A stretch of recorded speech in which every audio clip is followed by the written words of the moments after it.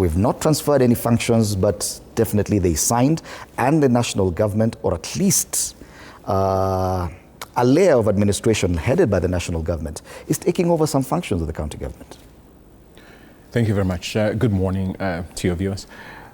Very unfortunately, whichever angle you look at it, semantics aside, this is a takeover. So they don't want to go the NMS style because of the unpopularity of the NMS and what were the legal pitfalls that bedeviled the NMS. The NMS was populated by persons who are in the military, who never should have been actually in that civilian position, absent the National Assembly's approval. That was never secured. That was never obtained. So I think in a sense, the president, keen on replicating what was, in my view, the financial loopholes of the NMS.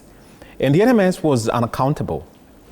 You never heard of the body summoning in the county assembly for purposes of accountability. In fact, when we filed a court case, the president then, Uhuru Muigai Kenyatta, was very keen on that case being withdrawn because we were showing and demonstrating. And the court gave a conservatory order. And the president then was very wroth that we withheld 27.5 billion shillings through the NMS because there was no such provisions in the Public Finance Management Act or the Constitution or otherwise that you could siphon monies apportioned to the county government to the NMS. Now, you have a similar intent, and I have to emphasize, the intent is to siphon off money without accountability, 80 billion to be specific. And you have a president who tells you, you know, I have this idea of lighting up the urban areas, the city of Nairobi, and I'm going to have 40,000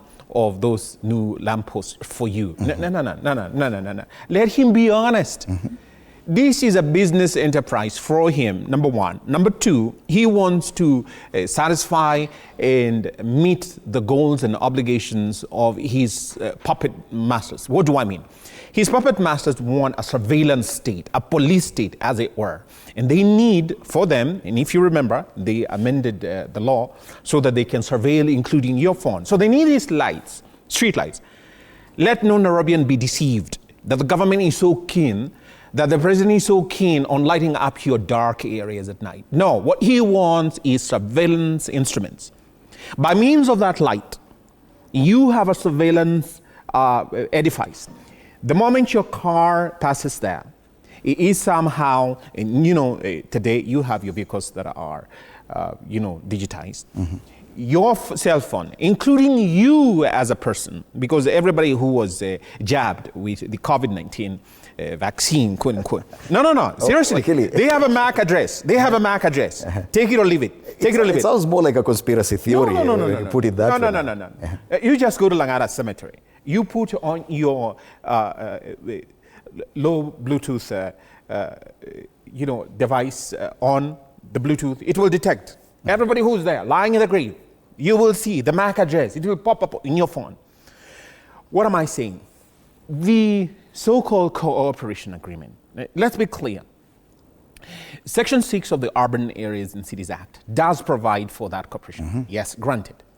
But at the same time, if you look at Section 3(1)(c) of the Urban Areas and Cities Act, it says that public participation is mandatory. And in fact, that act in itself, which was enacted in the year 2011 and came into force in 2012, does provide in a very elaborate way public participation in governance in these areas. So at the outset, let me be very clear. This is an illegal document. But when you study and you look at it, the Intergovernmental Cooperation entity is supposed to have been consulted. It's supposed to have inputted.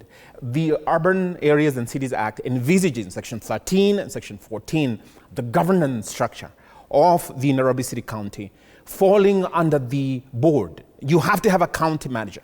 That was, in law, in my humble view, the person envisaged to sit with the president. Now, you have on the flip side of the government, and that I don't know who drew that agreement. I mean, you have a success of the government. It's incredible. Should we expect people to go to court on this? Because, absolutely. okay, fine.